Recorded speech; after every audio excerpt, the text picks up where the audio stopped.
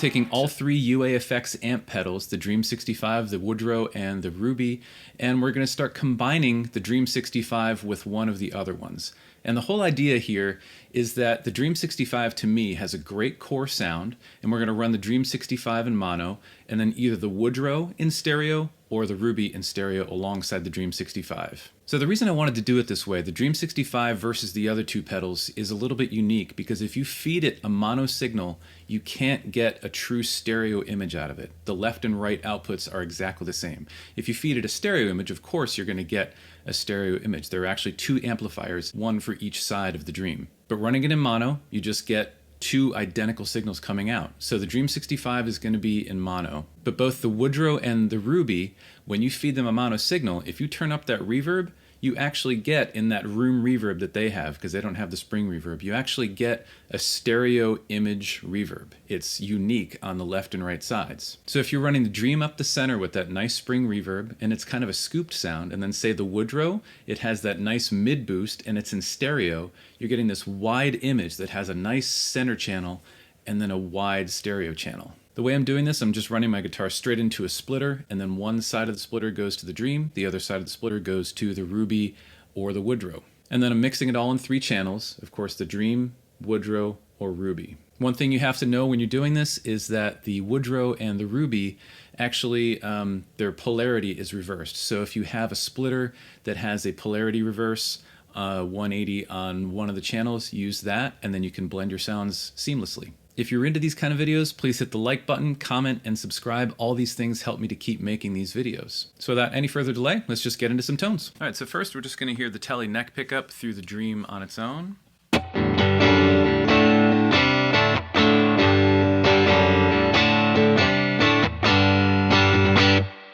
And then the Dream with the Woodrow.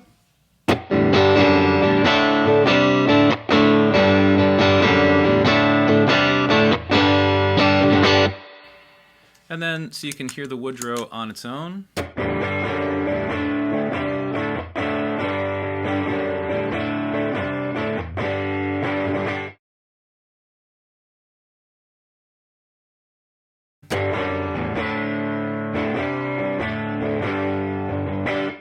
And then that's in stereo. So if I do that again, but now you're just going to hear one of the sides of the reverb right up the center, this is what it sounds like. Again in stereo. So you can hear that the actual sides are different. So what you're getting when you have both of these together is the Woodrow is giving this nice wide stereo image with a little bit of a mid-range push, and the Dream is just coming right up the center with this nice longer reverb tail, right? So you're getting two different reverbs, right? And you can tailor them to different volumes. If I bring down the Woodrow just a little bit, you just get this, it's funny, it's the Woodrow, but you get more of a woody sound, I think, with this because you have more mid-range, and that mid-range is kind of where that woodiness lives. So I'm just going to mess around with the settings on the Woodrow a little bit. I'm going to leave the Dream alone at first, but kind of mess around with what you can do with the Woodrow. So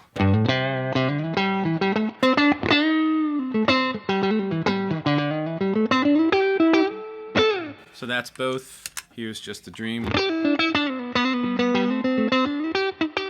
Right, so a nice boost.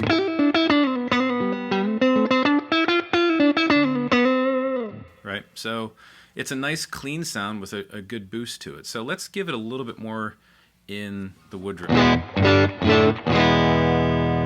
Let's go with the boost, try that a little bit.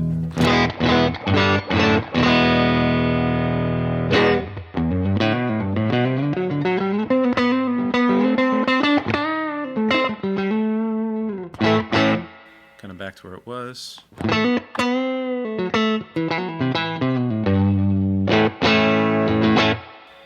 And then let's try the treble, or the tone knob, which is basically like. There's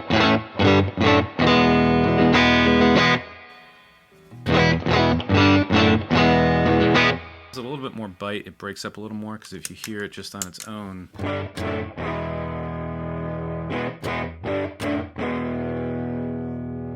using that behind the Dream.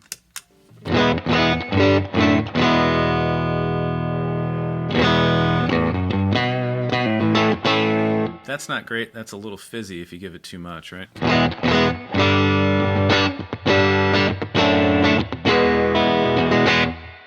Now, how about this?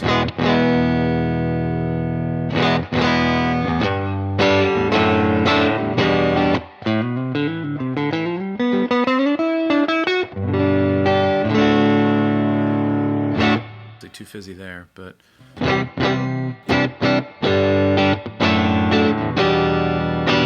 now if you really give it a lot of room,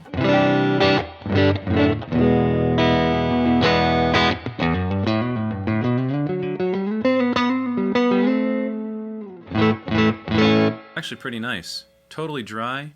Let's do Woodrow totally dry.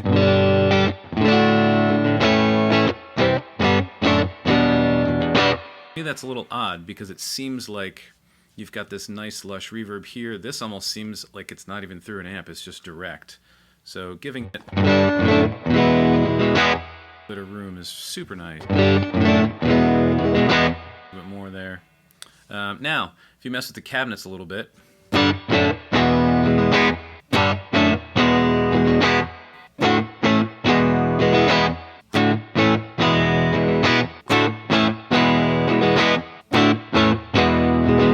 it's a little too boxy, but it almost has this cool thing to it.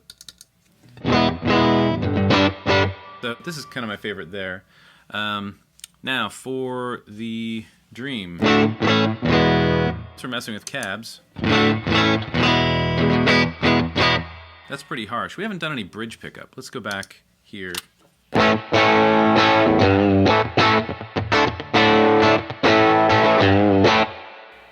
And let's do some middle.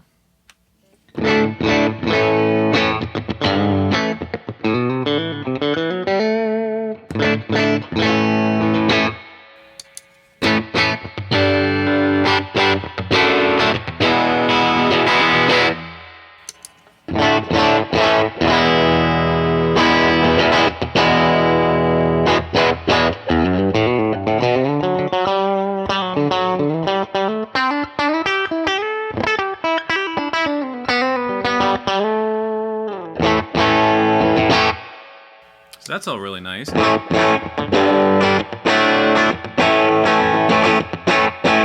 Really boxy and cool.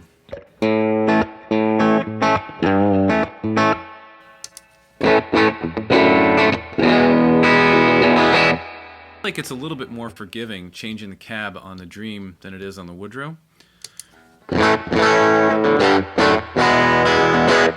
With that, but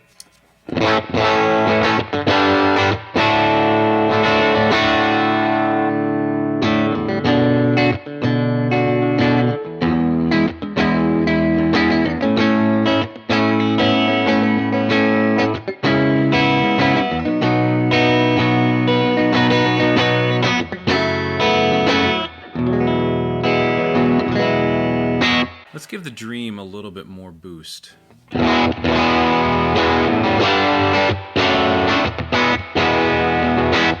That's just a great sound with the Dream.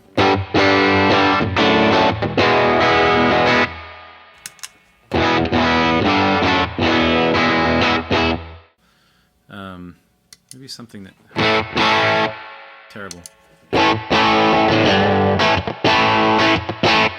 That's just the Dream.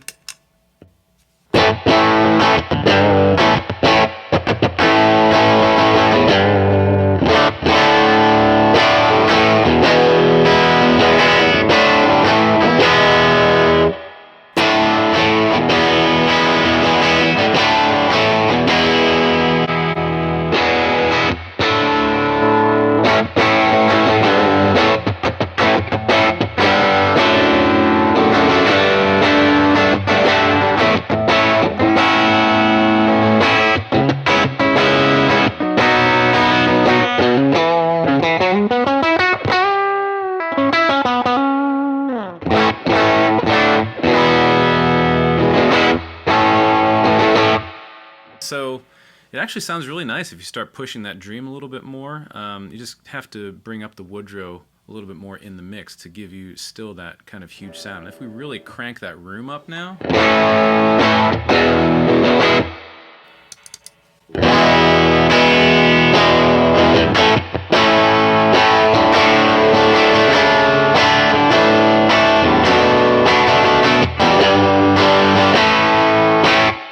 it's just an awesome sound. Alright, so we've heard how the Dream sounds with the Woodrow, and I thought I'd throw the Ruby into the mix so you can hear how that sounds in combination with the Dream in mono right up the middle, and the Ruby split left to right. So if you skipped over to this section, let's just do a little refresher on how the Woodrow sounds with everything. Here's Woodrow, neck pickup. That's Woodrow and Dream together, of course. Middle. Bridge. Alright, so now if we throw the Ruby on,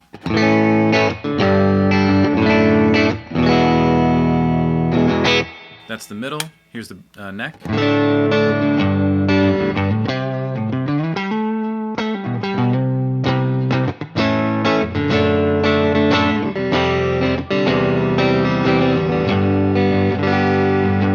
You're getting a very jangly tone.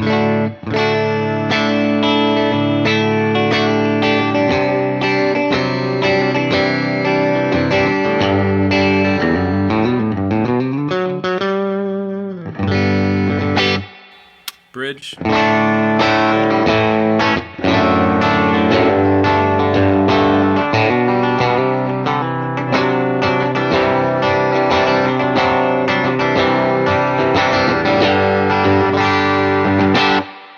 So I've found in the little bit of time that I've had this Ruby that I really prefer the Brilliant channel over the normal and the vibrato.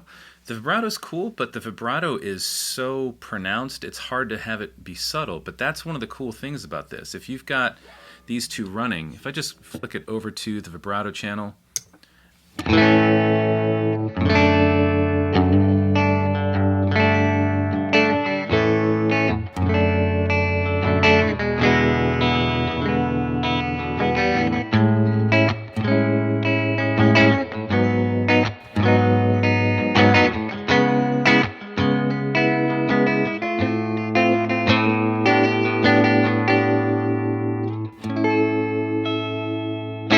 so yeah, you can hear you can do a lot more subtle things with the vibrato because it's running alongside the Dream. Like if I mute the Dream, that's about as subtle as you can get that vibrato.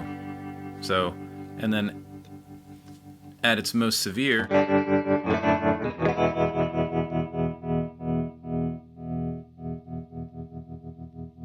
then you can add it back in with the Dream. So you can really do a lot more subtle things with the Ruby's vibrato when you use it in conjunction with the Dream. So far in this video we've just done everything on single coils. So the other thing that becomes obvious is what does it sound like with humbuckers? Okay, so the humbuckers I have in this PRS McCarty Thin Line S2 are actually the Porter Mythos humbuckers. So Zach at Mythos designed these humbuckers and had Porter basically wind them to his specs. So they're Alnico 2. They're really not hot pickups, but they're great. They're really nice PAF clones. Bridge, middle. So before I make any adjustments, it's obviously big and bassy and it's not quite what you'd want. So before I make any adjustments on the knobs, let's just hear what it sounds like through the Ruby.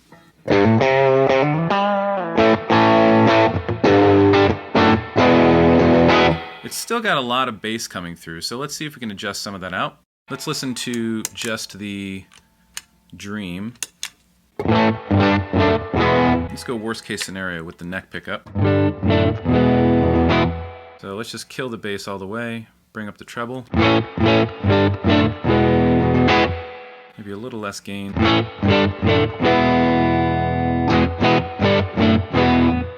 We could go brighter. That's nice. Maybe a little less brightness there.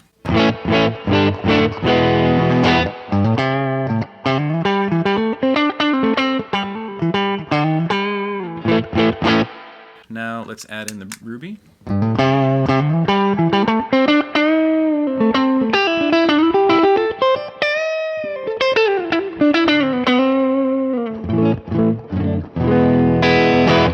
Let's listen to just the ruby.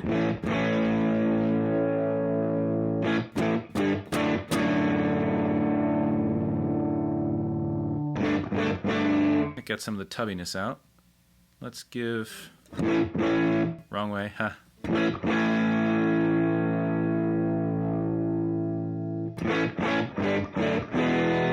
Check that out.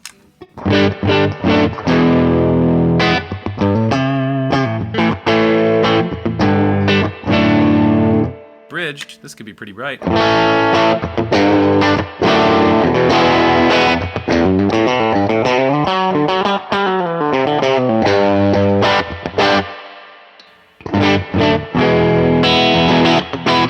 So you can really tailor this to work with humbuckers as well. And let's just hear that with the Woodrow now.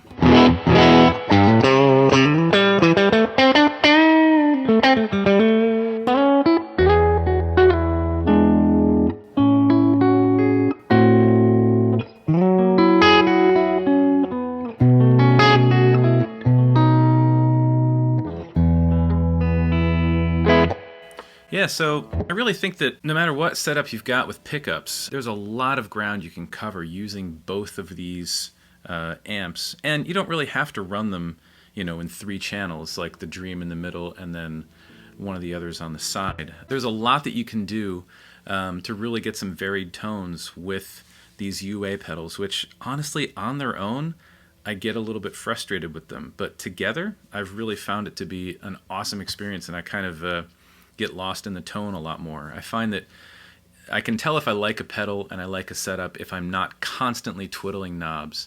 And when I'm using each of these on their own, I tend to just constantly twiddle knobs to find something I'm not really finding. But when I use 2 of them together, I tend to, you know, find a setting and I just play with it for a while and, you know, end up doing some fun creative stuff. And all this is subjective. I mean, there are plenty of people who can definitely find what they need with one of these pedals. I have trouble shutting my brain off, and that's my goal, is to shut my brain off when I'm playing and using gear. Thanks so much for tuning in. Again, just subscribe, comment, like the video. Subscribing these days really helps me to get where I'm going with this. I'm heading into a knee surgery, so I'm trying to do some videos that I can edit while I'm recovering from my knee surgery, and hopefully get back to being down here in the basement studio and doing more videos coming up soon. So take care.